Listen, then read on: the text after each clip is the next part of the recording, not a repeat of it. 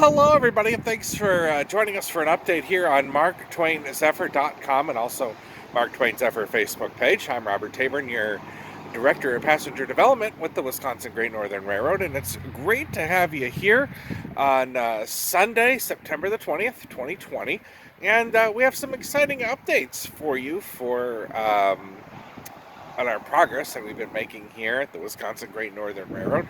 Let me go ahead and flip the camera around and show you what we've been working on.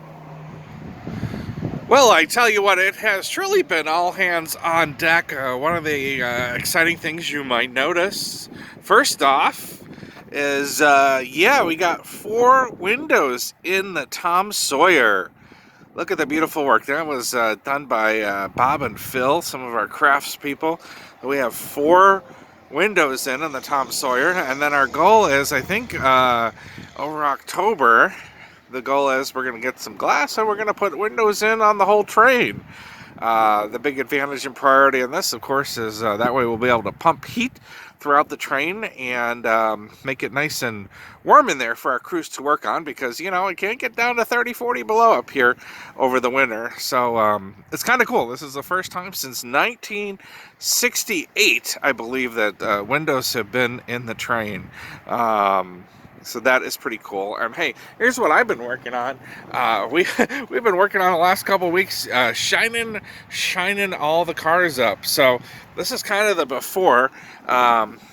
This dirt might be as old as I am on the train. People who own this to, I don't know, before did not shine her up. So we got our can of WD-40. We'll spray it down. And yeah, we got our steel wall on. It comes out pretty easy, actually. A little bit of elbow grease, and you know, we are not too bad. We get a little bit of that off, and yeah. So while I scrub away, I would say that's one of the things that makes it all hands on deck here, and is going to make us really successful in restoring the train. Is, you know, we got our dinner train manager scrape and paint. I do the developing new products and communications, some for the railroad, and I'm out here scrubbing. So we got everybody working hard.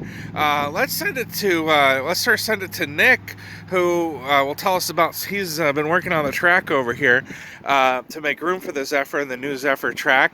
And then we'll hear from Lynton, our engineer, who's been also helping me scrub the train down, and is really looking forward to giving you a ride. So let's hear from Nick and Lynton. Hey, hello. My name is Nick Turinetti. I'm the operations manager for the Wisconsin Great Northern Railroad, and at the moment, operations basically consists of a lot of track work. So we figured we'd take a chance to give you guys a little bit of a more in-depth look at what we've been doing over the past couple weeks to improve the yard facilities here at the Dilly Lake Road Depot of the Wisconsin Great Northern. So the biggest thing that we've been working on this week is we have taken a switch that was over on the other side of the yard, taken it apart, and we're in the process of reassembling it over here to coincide with a major realignment of all the tracks in the yard. So if any of you guys have been here to visit before in the past year, you might remember there was a track that came off the depot, made a really hard curve, and then tied into the main, and there were a couple other switches off of that. It's kind of nice to have curves on a railroad, except they tend to wear your wheels a lot, and there was a pretty substantial change in elevation or grade coming down into the depot from the main line. So by doing this, this project actually is a major upgrade for being able to switch or change consists, as well as improving the amount of space we have. And one of the main reasons for it is Mark Twain Zephyr. I didn't notice that behind you, but So, no one was looking at that. No.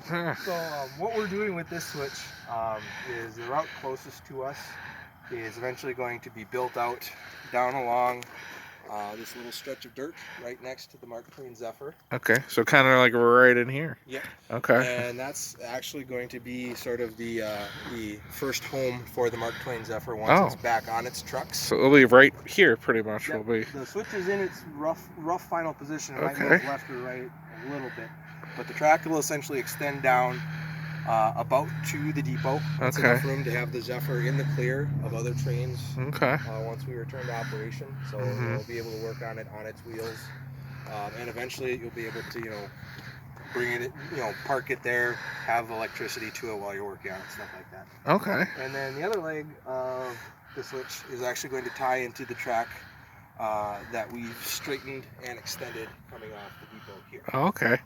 And if you have a chance later, you can actually follow where the switch ties into the new lead that we laid off of the other new switch that's on the other side of Billy Lake Road. So Okay. at the end of the day, basically it makes the yard a lot straighter, which makes things a lot easier for as far as visibility. It gives us a lot more room to be able to switch consists, and all in all, it will improve the operation down here, even though I've never actually been a part of the regular operations down here since I started after things shut down. So, there you go. So I guess one question: what has been some of the challenge? What has been some of the most challenging part of building new track? Which something I don't know anything about. But I actually have never done any substantial track work before I came here. Also, really? Okay. On the fly. We're all learning things Yes. on the fly. This is the first time I've kind of been mostly in charge of disassembling a switch and rebuilding it. So it's a lot of labeling, making sure that that everything is put back in as close to a position it was in before you took it apart as possible. That way you guarantee that the thing still works. All told, we've probably laid close to 2 miles of new track between. Guys are working hard. When we started in March up until now, and we're getting close to the point where we're actually going to be able to start finalizing, ballasting, lining, and getting ready to actually be able to move things over it again. Cool. I think the biggest challenge has been, you're learning everything at the same time with the switch here, because you're dealing with so many different, components, and you're also dealing with something that, every time something moves over it, you have the potential for a derailment to be making sure that your gauge tolerances are really tight and that you've gotten everything put together in a way that makes it smooth, because this is probably going to be one of the most used switches, once we resume operation again. Very cool. Well, we'll check back with you in a couple weeks, and then maybe you can tell us, maybe next installment you can tell us more about the loop track and all that stuff. So we'll check in with you in a couple weeks, Nick. Thanks so much for spending a few minutes with us on MarkTwainZephyr.com. Yeah, no problem. Thanks, guys. All right. My name's Lynton Brooks. I'm the locomotive engineer on the south end of the railroad here, mostly handling the passenger trains, and will be the engineer on a lot of the trips when the Mark Twain Zephyr starts running in about a year. We are just beginning to work on the Zephyr. We got the equipment up here 2 or 3 weeks ago. We're starting to polish up the stainless steel. It's Bud stainless steel. The whole car is stainless, and they use a shot welding process, so the car is made without any rivets or any bolts. It has a steel underframe. The train is an articulated train. It's meaning that it's all hooked together and bends in the middle, where the trucks are underneath 2 cars at one time. It was a unitized train that was meant to run together. We have 4. It was originally a 4-car train, and we have an extra car that came from the Pioneer Zephyr. We've added to the train. So when you pulled up, this is your first time just a couple days ago seeing it when you when you pulled up, what was your first thoughts? I saw you kind of pull in the parking lot and just Well, take it all in for a minute or I've two. seen pictures of it, but it's spectacular. It's a spectacular train. It will be a wonderful asset for the future.